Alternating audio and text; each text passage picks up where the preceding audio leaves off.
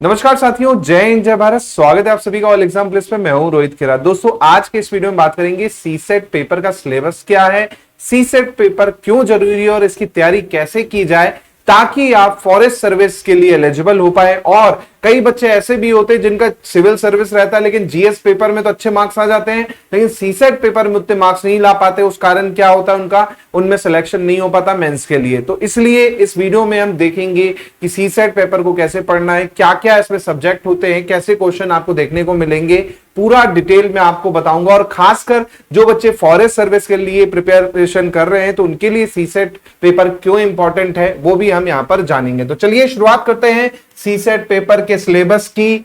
साथ में आपका इसमें मैं आपको क्वेश्चंस भी दिखाऊंगा जो प्रीवियस ईयर में पूछे गए हैं, एग्जाम पैटर्न किस तरह के क्वेश्चन पूछता है, वो सब आपको इस वीडियो में मिलने वाला है। तो शुरू से आखिरी तक वीडियो को देखिएगा तभी आपको पूरी चीजें क्लियर हो जाएंगी। चलिए तो स्टार्ट करते हैं।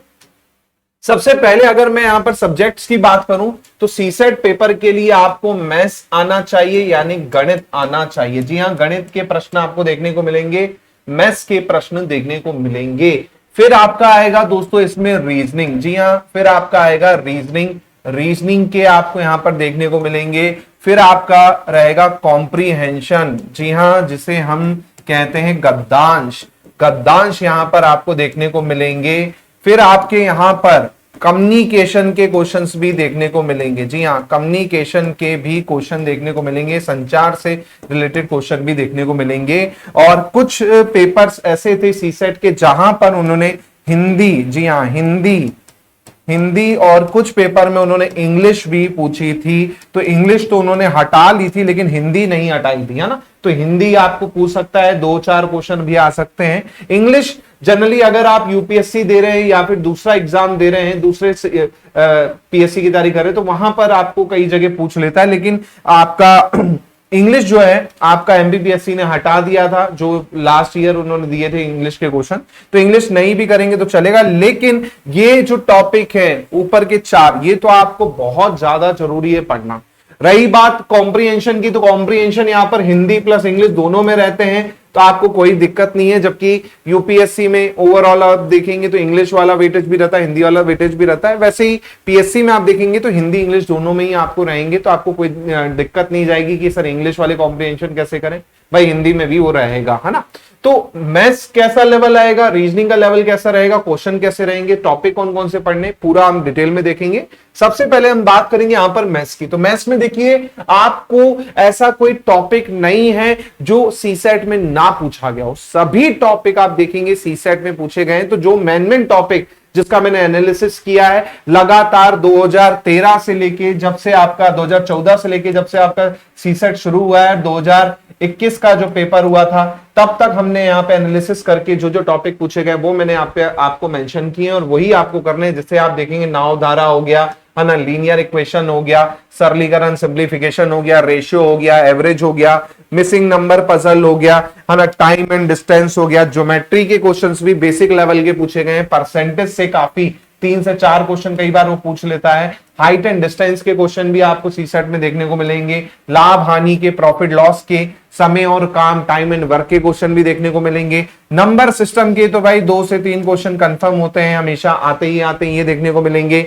मेंसुरेशन के क्वेश्चन, क्वाड्रेटिक इक्वेशन हो गया और डीआई हो गया। तो यहां पर लगभग पूरा मैथ्स आपको पढ़ना है सीसेट के लिए, क्योंकि कोई भी टाइप के क्वेश्चन यहां पे आपको पूछ सकता है ना। इसके साथ साथ यहां पर आप देखेंगे जो वेटेज आप देखेंगे मैथ्स का, तो कभी आप देखेंगे 20 मार्क्स तक का वेटेज हो सकता है, कहीं 25 मार्क्स का भी हो सकता है, डिपेंड करता है। जैसे 40 मार्क्स का आपका कॉम्प्रीहेंशन वाला पार्ट हो जाएगा तो 60 में रीजनिंग, कम्युनिकेशन और आपका मैथ्स आ जाता है, लॉजिकल रीजनिंग आ जाती है। बट आपको ये टॉपिक पूरे करने हैं, है ना। इसके बाद बात करते हैं यहां पर हम रीजनिंग की। तो रीजनिंग में भी आपको पूरा ही सिलेबस कवर करना है, क्योंकि कोई भी ऐसा टॉपिक नहीं है जिससे उसने किस साल क्वेश्चन पूछा ना हो, है ना। तो जरूरी नहीं है आप सोचोगे कि ये टॉपिक में पढ़ के ना जाऊं और इससे क्वेश्चन ना आए, ऐसा बिल्कुल भी नहीं है। कोई भी टॉपिक से क्वेश्चन आ सकता है, इसलिए रीजनिंग लगभग पूरा पढ़ना है। जैसे मैं बात करूं फिगर सीरीज जो हो गई वो आपको देखने को मिलती है। डिसीजन मेकिंग पे क्वेश्चन डेफिनेटली रहता है यहाँ पर। ऑर्डर रैंकिंग पे भी हर साल क्वेश्चन देखने को मिलता है। ब्लड रिलेशन पे भी आप देखेंगे क्वेश्चन देखने को मिलता है, डायरेक्शन पे भी क्वेश्चन आपको मिलते हैं। फिर लॉजिकल पार्ट में आप देख लें तो स्टेटमेंट अजप्शन यानी आपका कथन और तर्क वाला पार्ट हो गया, है ना, कथन और परिकल्पना वाला पार्ट हो गया, ये वाले पार्ट से आपको क्वेश्चन देखने को मिलते हैं। वाटर इमेज, मिरर इमेज से जब तक क्वेश्चन ना आए पेपर कंप्लीट नहीं माना जाता है ना, तो एक क्वेश्चन आपको वाटर इमेज, मिरर इमेज का देखने को मिलेगा। डाइस के क्वेश्चन देखने को मिल जाते हैं, क्यूब के क्वेश्चंस, नंबर पजल के क्वेश्चन, डाटा सुफिशिएंसी पे यूपीएससी में खासकर काफी क्वेश्चंस आते हैं। सिटिंग अरेंजमेंट में सर्कुलर हो गया, लीनियर हो गया, इनके क्वेश्चंस आपको देखने को मिलेंगे। कोडिंग डिकोडिंग से 2 से 3 क्वेश्चन जब तक ना हो पेपर में किसी भी एग्जाम के, तब तक वो पेपर कंप्लीट नहीं माना जाता भाई। वही कोडिंग डिकोडिंग आता ही आता है 100%, है ना। इसके अलावा आपका एनालॉजी से बहुत क्वेश्चन आते हैं। क्लॉक का एक आध क्वेश्चन किसी सेट में देखने को मिला है, किसी में नहीं भी मिला है ना। सेम कैलेंडर के क्वेश्चन एक क्वेश्चन आपको देखने को मिलेगा, है ना। लॉजिकल अरेंजमेंट ऑफ वर्ड्स पे क्वेश्चन आ जाएगा, है ना। इसके बाद आपका मिसिंग फिगर पे क्वेश्चन आ जाता है कि 4 फिगर दे दिया, है ना, अगला फिगर, अगली आकृति कौन सी होगी, इस तरह से। इसी प्रकार क्लासिफिकेशन पे क्वेश्चंस मिल जाएंगे, काउंटिंग फिगर जो है इस पे आपको क्वेश्चन देखने को मिल जाएंगे। तो रीजनिंग में आप देखेंगे लगभग इतने सारे टॉपिक है। फॉर एग्जांपल जैसे कोडिंग डिकोडिंग का क्वेश्चन है, ये मैंने एक उदाहरण के तौर पे आपको दिया है कि सिटी इज कॉल्ड विलेज, है ना। सब्स्टिट्यूशनल कोडिंग का क्वेश्चन है, ये आपको देखने को मिला था। तो रीजनिंग में आप देख सकते हैं इतना सारा सिलेबस है, इतना अगर आप पढ़ेंगे तब आपका क्या होगा, सीसेट के लिए रीजनिंग कंप्लीट होगा। इसके बाद अगर मैं बात करूं तो वो है कम्युनिकेशन। ये वो वाला पार्ट है जो बच्चे इग्नोर कर देते हैं। कम्युनिकेशन पढ़ना है, थोड़ा सा है, 5 से 6 टॉपिक होते हैं इसके अंतर्गत, है ना। वो आपको 5 से 6 क्वेश्चन दिलवा सकते हैं अच्छे से, है ना। 5 से 6 क्वेश्चन कम्युनिकेशन के आपको देखने को मिल जाते हैं पेपर में। बच्चे नेग्लेक्ट कर देते हैं कम्युनिकेशन का पार्ट, लेकिन इसको पढ़ना जरूरी है ना। बात करें जैसे इसमें टाइप्स, कम्युनिकेशन के टाइप कौन कौन से होते हैं, फॉर्मल, इनफॉर्मल, है ना, वर्बल, नॉन वर्बल। इसी प्रकार आपका बैरियर क्या क्या होते हैं भाई, फिल्टर क्या क्या होते हैं, ये आपको पढ़ना पड़ेगा। मास मीडिया क्या होता है कम्युनिकेशन में, ये आपको पढ़ना पड़ेगा। तो ये कुछ ऐसे टॉपिक है जो कोई भी टीचर आपको नहीं करवाता, लेकिन मैं आपको करवाता हूं, है ना। तो आपको कम्युनिकेशन भी मैं आपको करवाऊंगा सीसेट वाले कोर्स में, सीसेट वाले पेपर में बाकायदा, ताकि आपका 100% मार्क्स स्कोर हो सके, है ना। इसी के साथ साथ कम्युनिकेशन में देखिए इस तरह से क्वेश्चन आया था कि identify the disadvantage of oral communication. Oral communication का डिसएडवांटेज क्या है, तो ये क्वेश्चन आपको देखने को मिला था, बताइए, है ना। तो कुल मिला के मेरा कहना सिंपल है, आपको क्वेश्चन डेफिनेटली आएंगे 4 से 5 कम्युनिकेशन पे, तो उसको आपको अच्छे से करना है ना। उसके बाद आपका कॉम्प्रिहेंशन आएगा, तो कॉम्प्रिहेंशन में हिंदी में भी रहेंगे और इंग्लिश में भी रहेंगे क्वेश्चंस, और 30 से 40 मार्क्स के आराम से कॉम्प्रिहेंशन वाला पार्ट होता है। 60 से 70 मार्क्स का जो रहता है रीजनिंग, कम्युनिकेशन और मैथ्स वाला पार्ट होता है, और लॉजिकल रीजनिंग वाला पार्ट होता है। तो अगर मैं कॉम्प्रिहेंशन की बात देखूं तो कॉम्प्रिहेंशन आपको कुछ इस तरह से हिंदी में देखने को मिल जाएगा और इंग्लिश में देखने को मिल जाएगा, है ना। कुल मिला के आपको पूरी मिलेगी।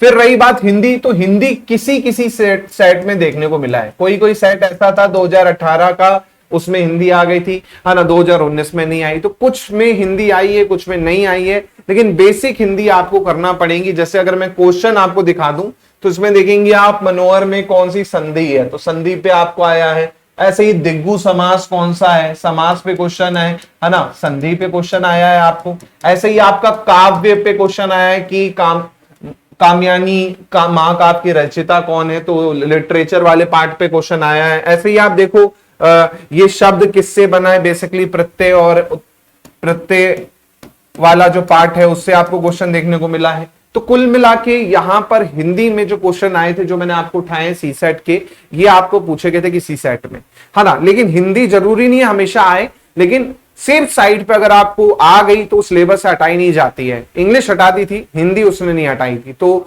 उसके लिए थोड़ा सा हिंदी का भी आपको ज्ञान होना जरूरी है।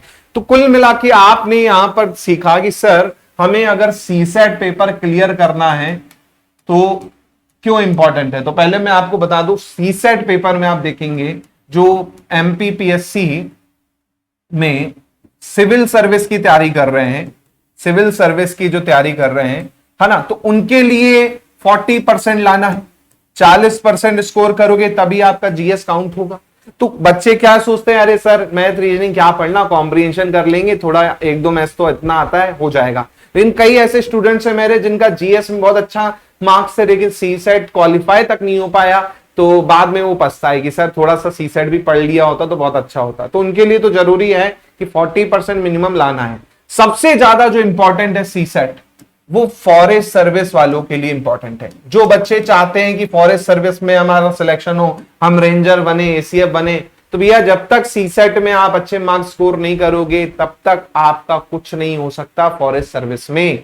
तो सी सेट क्यों जरूरी है? क्योंकि आप सभी को पता है जो फॉरेस्ट सर्विस का जो कट ऑफ बनता है वो पेपर 1 प्लस पेपर 2 दोनों से मिलकर बनता है।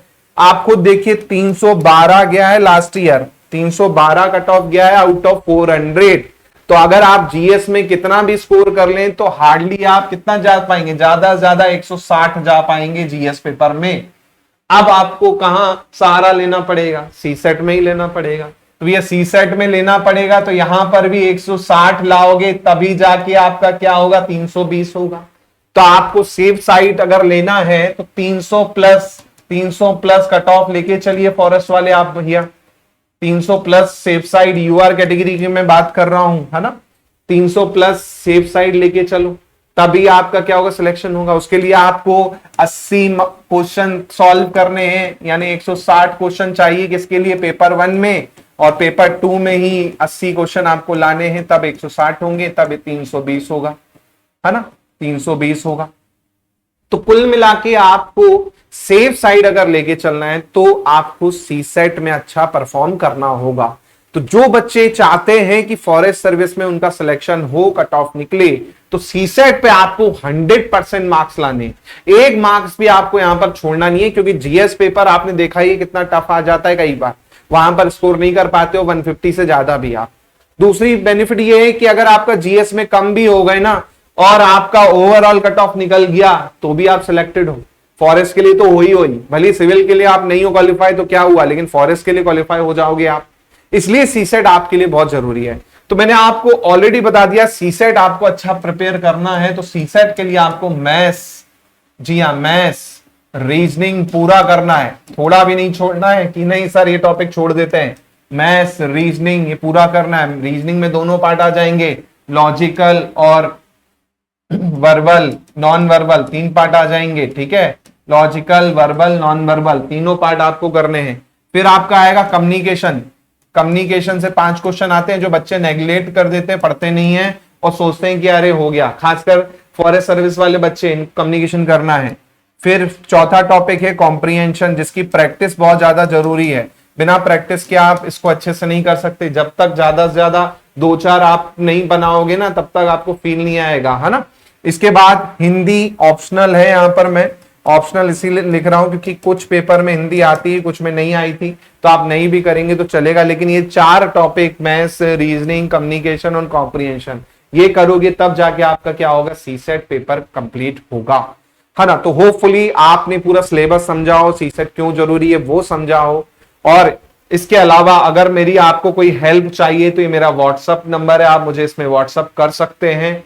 आप देख लीजिए, कोई डाउट लगे इस नंबर पे मुझे आप व्हाट्सअप कर सकते हैं 7049240399।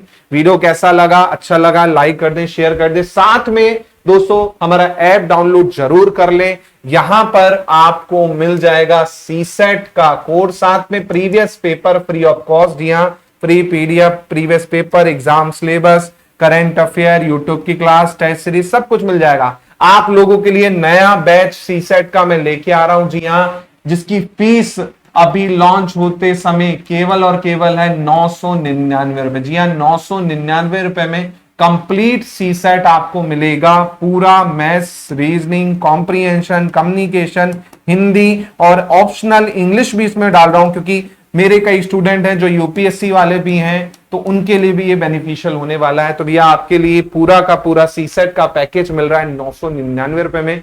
अभी ऑफर में पहले 100 स्टूडेंट्स को, उसके बाद ये फीस हो जाएगी 1499 रुपए। तो भैया अभी ज्वाइन कर लेना, नया बैच, बिल्कुल फ्रेश बैच यहां पर क्या हो रहा है, लॉन्च होने वाला है, तो वो जरूर ज्वाइन कर लो। कोई डाउट लगे तो मुझसे जरूर पूछ लेना। इसके अलावा आपको व्हाट्सएप नंबर मैंने दे ही दिया है। ये वीडियो अच्छा लगे तो शेयर कीजिएगा। मिलता हूं जल्दी। जय हिंद, जय भारत, धन्यवाद।